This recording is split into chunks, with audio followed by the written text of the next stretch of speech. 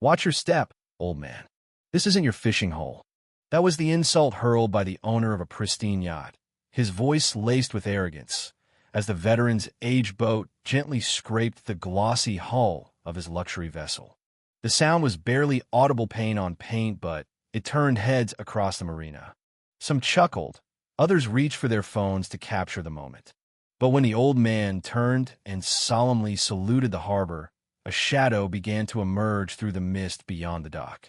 A massive Navy vessel slowly came into view, and with it, the laughter vanished.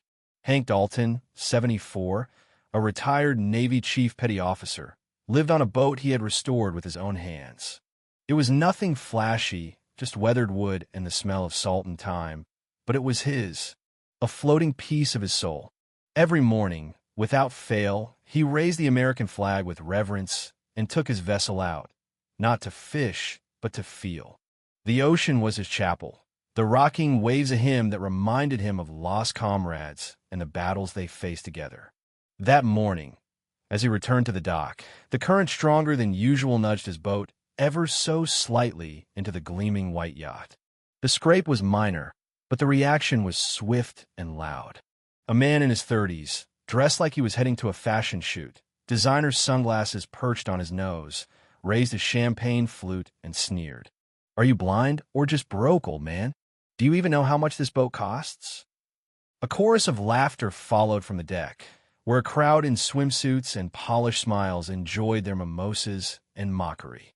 One woman muttered loudly, "Looks like he sailed out a nursing home." Hank said nothing. He tied his boat with the same precision that had once kept lives from drifting into chaos. His hands trembled, not from fear, but from the passage of time. Another man began filming with his phone. "Ladies and gentlemen, the mighty warship of Grandpa's Navy has arrived. Who needs torpedoes when you've got wood and rust?" The dock manager approached, clipboard in hand, frown painted across his face. "Sir, we've received complaints. This dock is for registered modern vessels. Not this. Registered since '72, Hank replied softly. Been on this slip for 40 years. The manager scoffed. Regulations change. Maybe it's time to find a more appropriate spot. Someone in the crowd muttered, "Scrap it already. It's an eyesore." Hank turned back, saluted the flag with a grace earned through years, then sat quietly on a bench, the sun glinting on the water. Nearby, two old fishermen recognized the Navy insignia on his cap, but said nothing.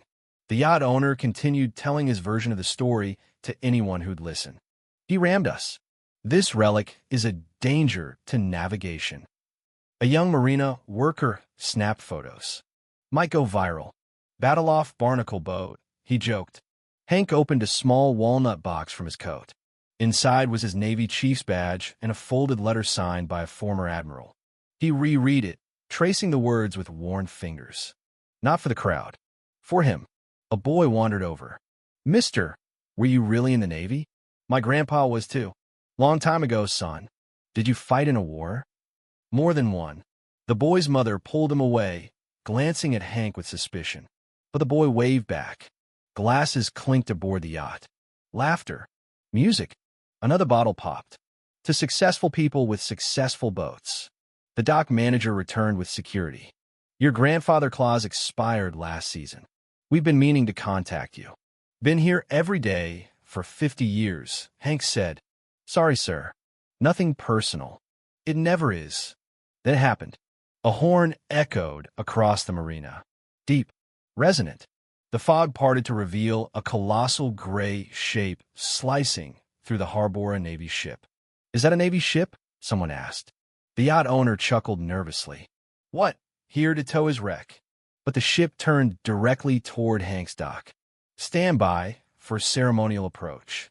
Requesting permission to honor retired Chief Petty Officer Hank Dalton." Silence. It was the USS Solidarity, a support vessel sent on ceremonial orders. Sailors lined the deck, uniforms crisp against the morning sky. A smaller boat launched from its side, gliding with purpose toward the dock. 3 officers in full dress uniform stepped ashore. The lead, a commander with ribbons across his chest, stopped before Hank.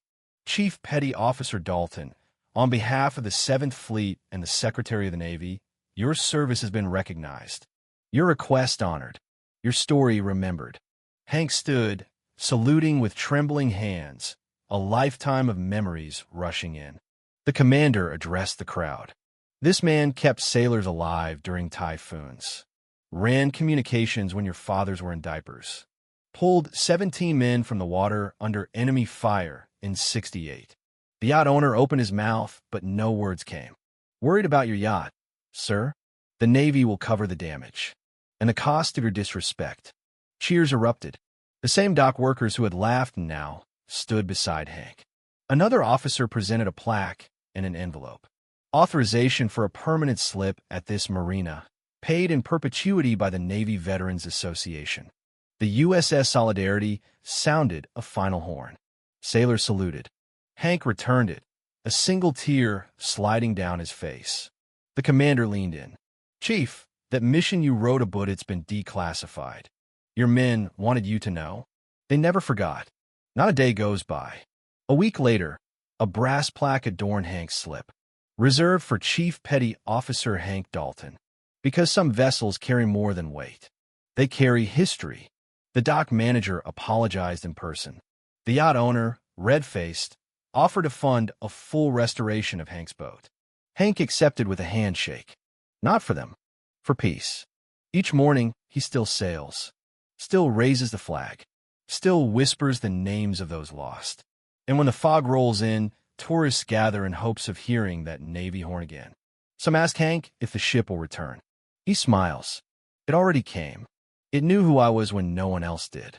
Respect isn't loud. It doesn't beg for attention. It just waits. And when the world forgets, it arrives in silence, dressed in white, with salutes that reach deeper than the ocean.